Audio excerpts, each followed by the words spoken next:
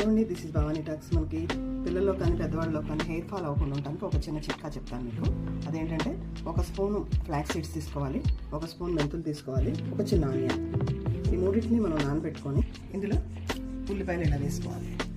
2 glasses water పోసుకోవాలి. ఇప్పుడు stove వెలిగించి స్టవ్ మీద ఇప్పుడు మనం పెట్టుకున్న ఈ ఏదైతే ఇంగ్రీడియంట్స్ ఉన్నాయో అవన్నీ కూడా స్టవ్ మీద పెట్టి ఒక హాఫ్ పోర్షన్ అయ్యే వరకు కూడా మనం ఉడికించుకోవాలి. ఇప్పుడు మనకు ఒక థిక్ జెల్ లాంటిది వస్తుంది. ఈ జెల్ సిరమ్ని మనకి హెయిర్కి అప్లై చేసుకున్నప్పుడు హెయిర్ ఫాల్ అనేది చాలా వరకు తగ్గుతుంది. ఇది నేను ప్రాక్టికల్ ఎక్స్పీరియన్స్తో చెప్తున్నాను. చూసారు కదా ఇలా ఎలా థిక్ కలర్ జెల్ లాగా ఫామ్ అవుతుందో. దీన్ని మనం నిదానంగా తిప్పుతూ ఒక హాఫ్ అన్ అవర్ వరకు ఉడికించుకోవాలి.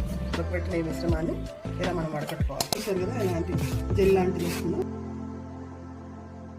దీన్ని చల్లార్చుకొని మనం హెయిర్ పెట్టుకుంటే హెయిర్ ఫాల్ అనేది తగ్గుతుంది. ఇది best remedy for hair fall.